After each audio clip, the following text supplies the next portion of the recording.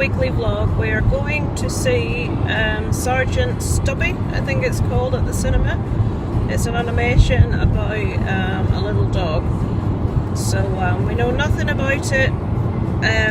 Just going because it's a really, really rainy, horrible day, and we want to get out of the house. So for all you lot out there going to tell me I took my child to see rubbish films and tell me it's awful, akin to my Monster Kids review that got, I've never seen so much hate on a video in my life.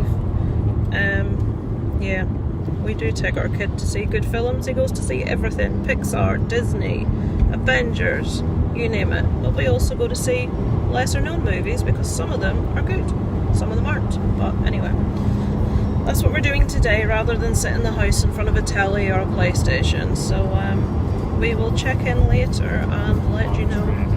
Yeah, it's raining really bad right now, and let you know how it was.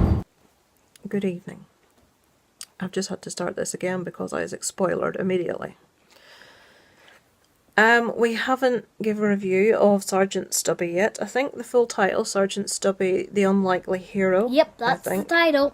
We went, it was a really bad day, really rainy. We went because, well, we didn't want to be stuck in the house. And we had nothing to do. This is like a children's animation about a dog, and I thought, right, well, can't be bad to that. Let's go watch it, see what it's like. I know, we're dog lovers. And the basic story here is, now I didn't know anything in advance, hadn't read anything in advance. The story is of a little stray dog that a soldier is going past on parade marching, and he throws this little dog a biscuit, and the dog's stray and he's hungry, so the dog latches onto him and doesn't want to leave him. And long story short, the dog ends up being sort of more or less adopted by him. He's a soldier on an army camp. They're preparing for World War One. The French and the British had been fighting. This is a kids' animation. I was really surprised by the storyline with this. The French and the British had been fighting the Germans for almost 3 years, and the American forces were coming over to join.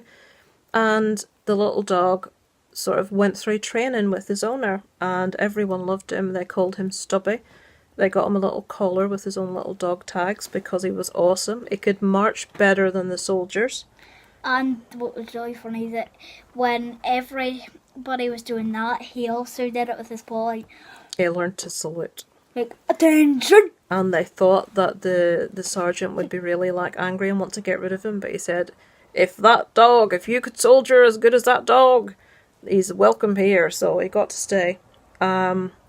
And he ended up sneaking when they were supposed to go to France to fight.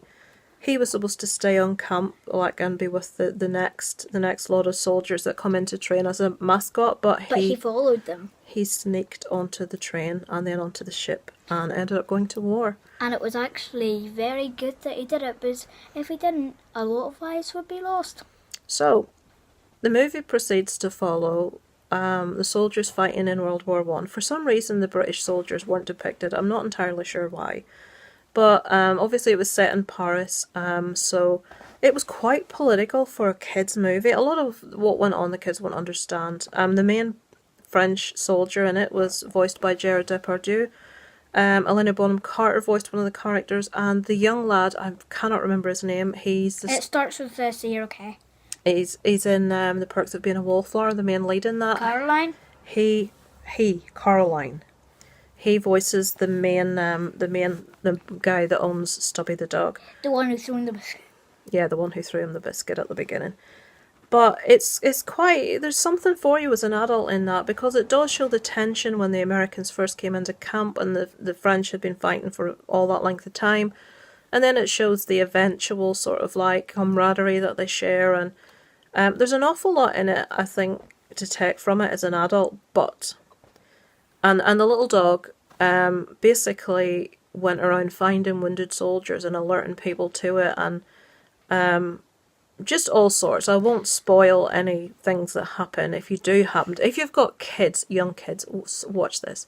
And he literally saved every single person's life in that thing.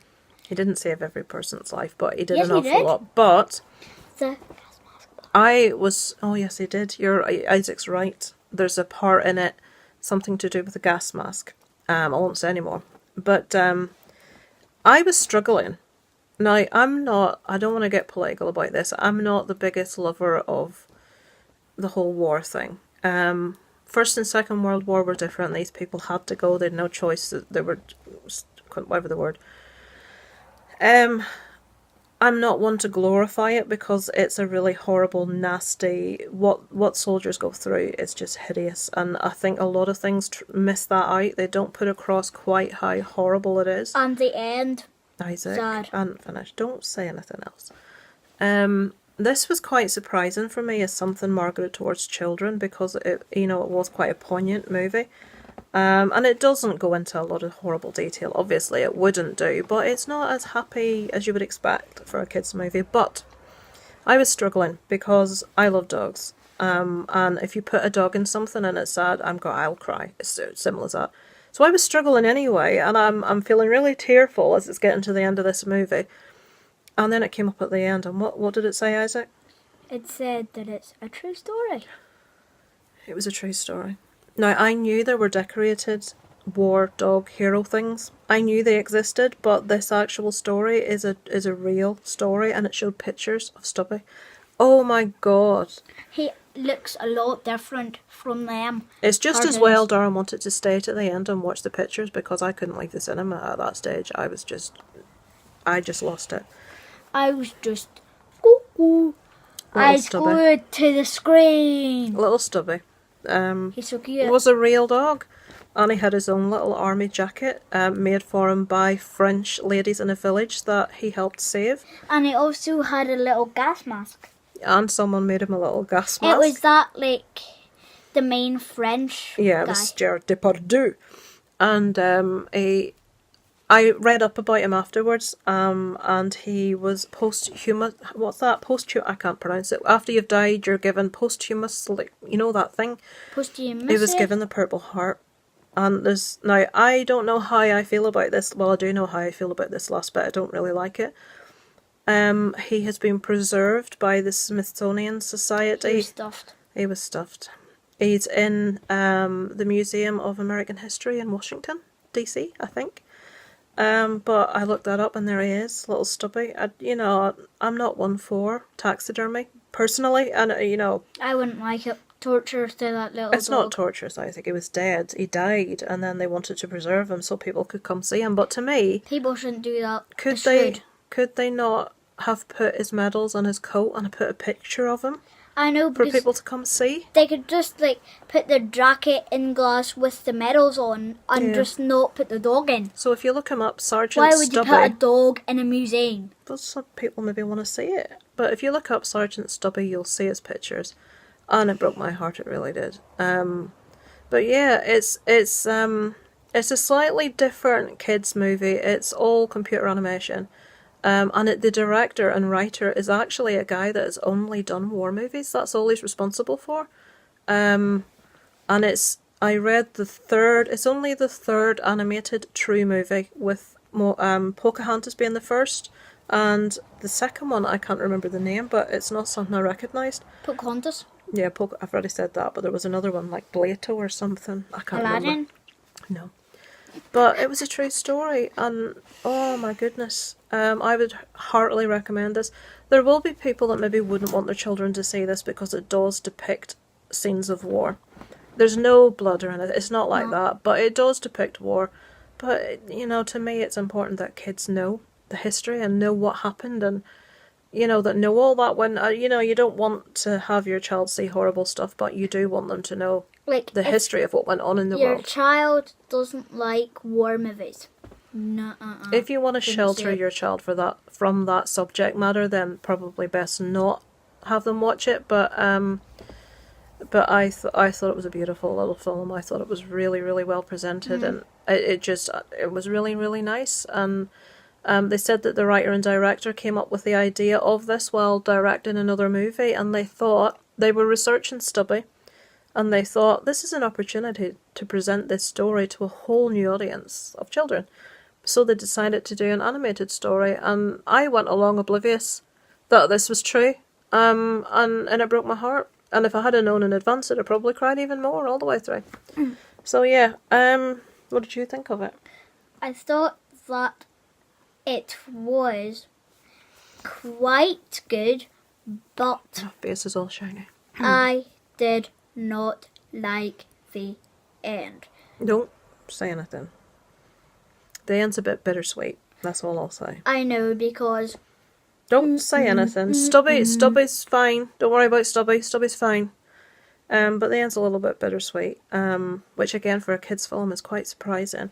But I'd thoroughly recommend this to anyone with kids because it's just a really nice story. They should show this in schools, to be fair, to sort of like as a history lesson almost to but let if kids people see. do not like their children seeing like stuff that's about the army, do not let them see this, because this is about the army. It's about war. Yes. So yeah. So We'll leave it warning. at that. We've waffled for 10 minutes, Isaac. Warning. So yeah, we really enjoyed it. I would heartily recommend it, and I don't know that I'll watch it again because I find it really sad. So yeah, we'll leave that here. Would you give it a mark out of 10, Isaac? What would you give it out of 10? 9.5 out of 10. That's a good mark. I would give it I'd probably give it an 8.5 or a 9 out of 10 too. Pure, I think, for the subject matter. The animation was beautiful as well. Really, really well animated. It's never going to take over from my Toy Story or my Coco, but it was right up there. It was really, really good. So I'm going to stop talking because it's gone past Isaac's bedtime. He should be sleeping. I should be downstairs having a relaxation. And a bar of Oreo chocolate. You. I need one of them. Right, I'm going. We'll speak to you later. So it's over and out from Lisa Loves and Isaac.